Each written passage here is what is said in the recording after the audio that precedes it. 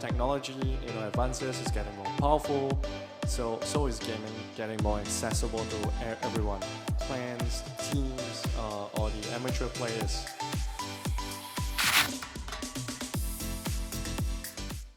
Hello everyone and hello WorldEsports. We are here with Donald. He's part of the speakers list for the 7th edition of the Wii Summit.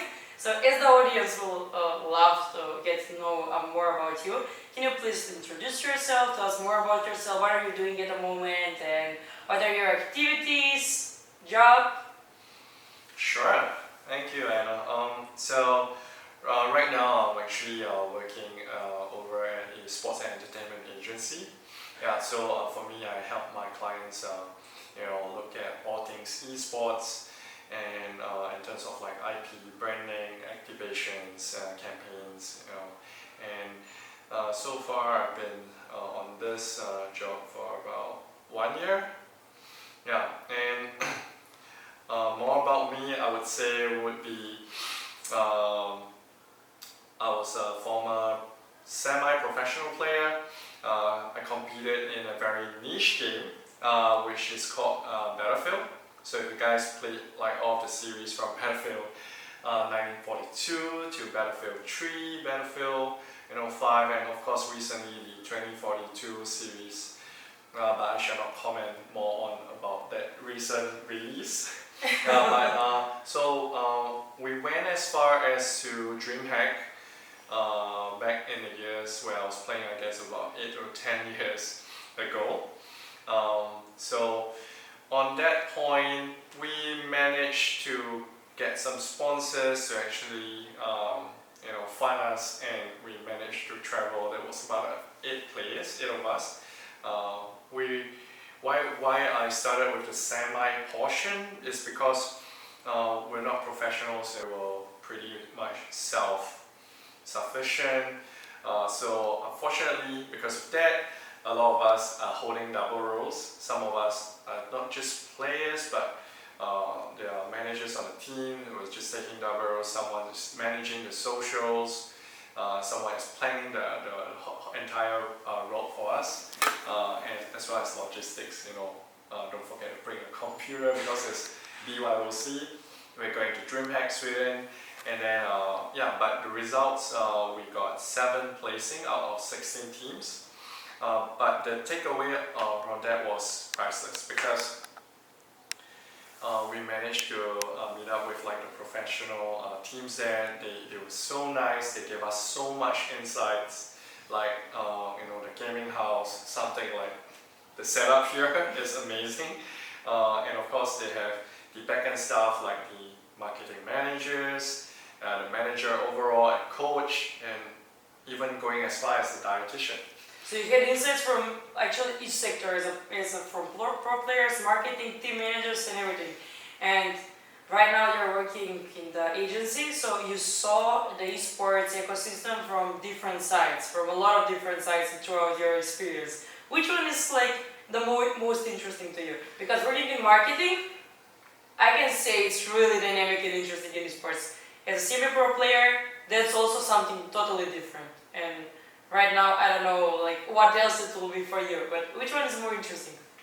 I think currently the interesting part is more on like working out campaigns, activations with my client, because like working with non-endemic brands, bringing them into esports is really interesting, and how we actually get activated on the ground to meet up the guests beforehand, bring them to the event venue, letting them see behind the scenes, get experience, play tests, let them really try on the computers like the setup here, and then they get to have a game, and then short commentary, I guess, and then a very healthy competition between all 10 players that don't really know each other. And it's really very nice to see people from all walks of life that actually come down, for the experience and play and enjoy. Because usually you think of gamers like us, we're geeky, right? And we like stuff like, I guess, anime, and stuff. I wouldn't go too much, to be so biased, but that's like a general point of view. But Like the interesting portion at my job now, I would say like for this kind of activation, it's really interesting to meet people from all around the world, listen to like why they love this game, how much time they've been putting in, or how not much time they're putting in because they have work, they have families, you know, they have kids at home. It's like, you know, it's already so mainstream, but it's just that people don't see it. Yeah, because we're all closet gamers. Yeah. Yeah, like no one would look at you and like, hey Anna, you're a gamer, right?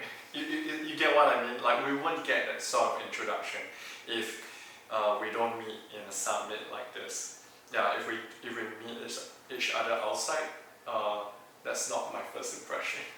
Yeah, it's like wow, you know, like where you're working, you look so professional, like where you're from, so on and so forth. So just saying. Yeah, and about agency work related. So you're working with esports related clients and non-esports related clients, or only esports? Non-esports related clients. So like the non-endemic brands that I'm working on right now is MasterCard. So it's very interesting and how MasterCard actually dive into League of Legends, and MasterCard has already been working with Riot Games for the past 5 years, and this is the 5th year. And of course, I'm not sure when you're gonna look at this video, but Worlds is happening in San Francisco this year, and at 5th of November, and it's really gonna be an exciting time because finally after 2 years of COVID, you know, no in-person events, Yeah. we're finally meeting in person, and everyone is very excited. I assume that it's really different to work for esports and non-esports clients. So like, not just the campaign and the marketing strategy. So the approach needs to be different. What are your tips about it? How can you handle the difference between the esports and non-esports clients? Alright, for this you have to pick. Nah, just kidding. Just quick overview on that. I mean, this is a very good question because for like endemic brands, you know, for like gaming peripherals, computers, hardware, they're very relatable because this is what the players or gamers use daily to compete, to have fun, to play. But the non-endemic brands, they will have to look at what sort of angle they can come in. Is it in terms of branding? Do they, you know, get connected with the gamers? What kind of experience they want to bring? So in terms of, I would say the easiest would be like merchandise, a hoodie, a very cool hoodie design would be something like a very nice collectible. Eye-catching things. Yeah, that the gamers will love, that's for sure. And any exclusive physical item or in-game items. Yeah, so the point is that the focus is on the buyer persona, and we need to focus on that, how to create the strategy and the campaign, and it doesn't matter if it's esports or non-esports. I can say maybe that this esports is more dynamic and the path to the buyer persona is different than in the regular companies, but it's interesting. Definitely. And what about the side as a player? Like for you who are searching for sponsors from companies that are esports related and non-esports related, and you said that you were doing that while you were in the player career. So how is that approach? Is hard as a player to get sponsors? Yes, because back then we, if you're looking at like 8 to 10 years ago, we're still starting. We don't have like the brand marketing managers kind of a mindset and angle.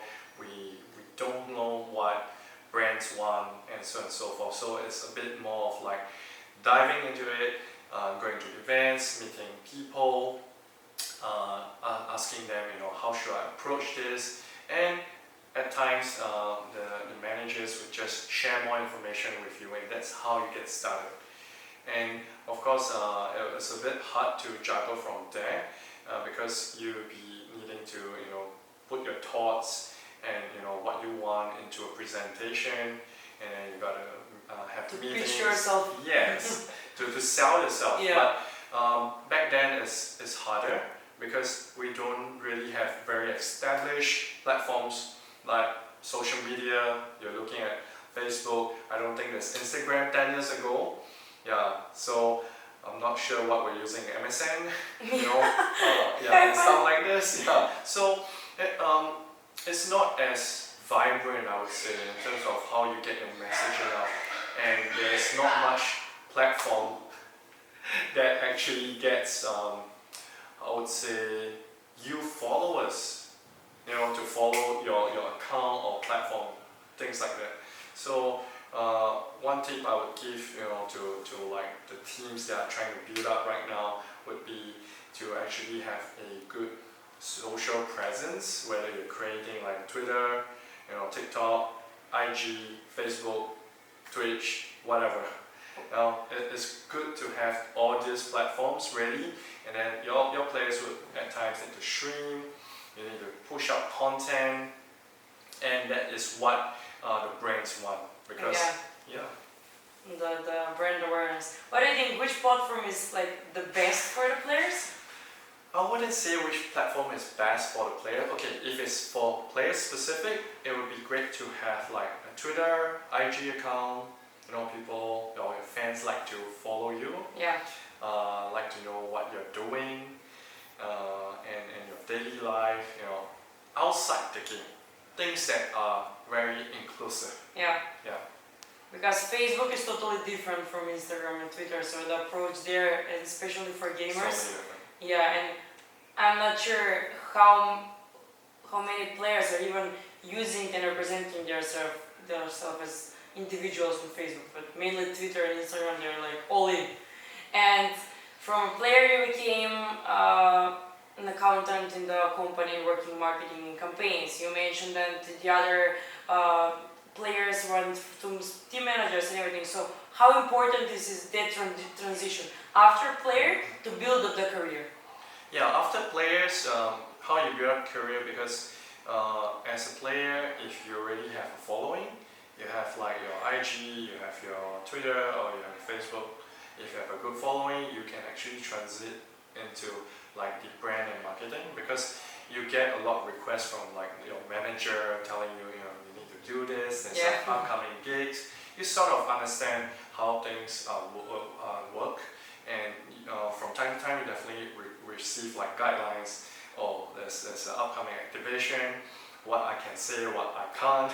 So you have actually a bit of like a working experience from a player point of view. Getting skills? Yes, it's really good skills that you don't get, just like working from a marketing manager or executive right away. It's a different perspective. But because you are really executing it as a player, you know how a player would feel, and then you know like what your fans want.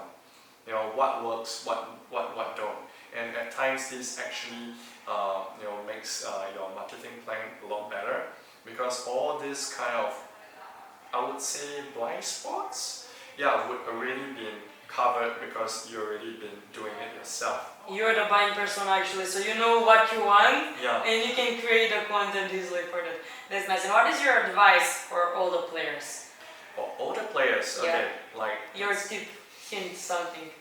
Like if you're still playing, like you're 25 right now, if you're still playing, the thing is, things are moving very fast. You gotta keep up to times. So definitely certain things like TikTok, how to do those videos. You gotta attend some simple classes. You gotta keep up with the times. Yeah, otherwise you'll be retired. Yeah, because end of the day, age isn't the issue. It's more of like your personal self, how much do you want to adapt to technology, to upcoming trends, and your principles, what you believe. So this is what I would suggest. So move with the trend, definitely. Thank you for your time, it was really nice meeting you, and the interview was great. Thank you. Thank you.